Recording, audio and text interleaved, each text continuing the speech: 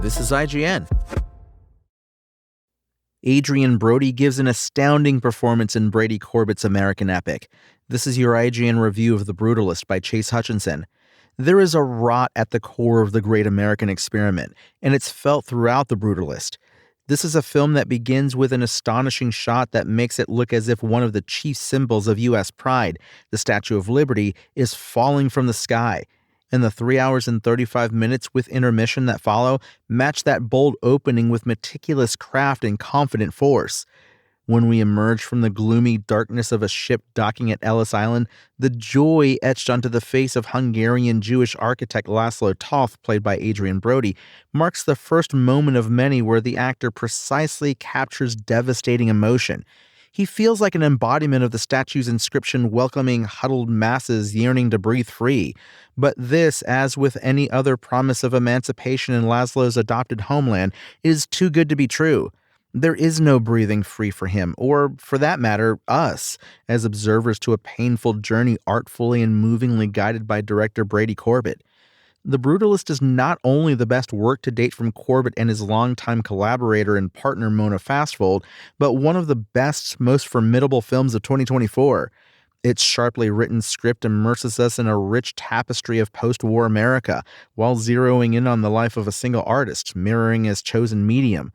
Like the imposing, unadorned structures of brutalism, think Boston City Hall, the blocky public housing of the Soviet Union, or modern additions to any university campus, it can feel at times intentionally ugly or rudimentary, but it's also a breathtaking work that's simultaneously maximalist and minimalist, a searing movie that's poetic on a formal, storytelling, and thematic level. The year is 1947. Laszlo is immigrating to the United States after the Holocaust wreaked havoc on him, the family he was forcibly separated from, and his home. He has left an ailing wife, Elizabeth, played by Felicity Jones, and niece Sophia, played by Raffi Cassidy, in the hope of starting again, and his startling encounter with Lady Liberty, an echo of the menacing way Corbet ended his featured directorial debut, 2015's The Childhood of a Leader, is merely a hint of the troubles to come.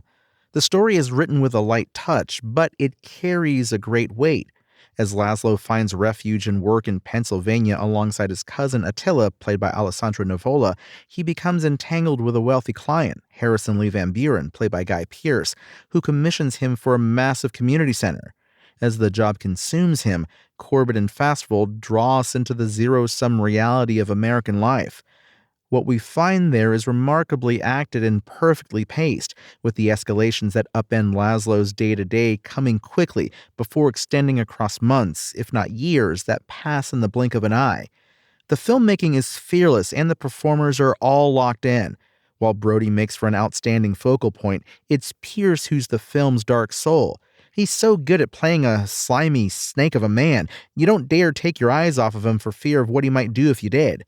The dread comes from the realization that his wealth, which the characters need, also insulates him. That's where Jones serves as a strong counterbalance to Brody. Elizabeth, who eventually comes into the story along with Sophia, pushes Laszlo to look more closely at his primary patron. As they try to build a life together, both are unaware of how they're losing Sophia, who mostly stays quiet but is always listening. Based on what she sees, she becomes convinced that the wrongs her family suffers can only be righted in a world where she wields all the power. It's the most chilling part of a chilling film, lacing a thread about a family drifting apart into an increasingly sinister story of an artist and his benefactor. This is what makes The Brutalist so emotionally, existentially resonant, and the way Corbet ties it all together left me reeling. Following a time jump, we're able to see and hear about the future that Laszlo was building, but none of this is shared in his voice. Someone else is speaking for him, in ways that sanitize the preceding 3+ hours of triumph and trial. It's the Brutalist's final tragedy. Laszlo, the man, the artist, and the architect, standing aside once more to gaze upon a legacy that's been hijacked. It's a thematically heavy, fittingly thorny final note. The film begins with the hollow myths we tell ourselves about America, and it ends with a series of convenient proclamations about Laszlo's personal and professional accomplishments. More violent cycles, more suffocating patterns, but ironically, in putting the capstone on this monument of deceit, Corbet and company produce a haunting honesty. Brady Corbett's The Brutalist is a bold, beautiful, and brutal look at the United States. Not how we like to think of the country, but how it actually is for those smothered underneath it. Not only is it one of the best films of the year, but it's one of the most honest and well-written works by Corbet and Mona Fastvold, building to a fittingly fraught ending that demands your attention as well as a rewatch to observe how all the painful pieces of history fall into place all over again. The Brutalist's IGN score? 9 out of 10. Thanks for listening to IGN. My name is Tony Jackson, and for the latest updates on The Brutalist, visit us at IGN.com. Spoken Layer.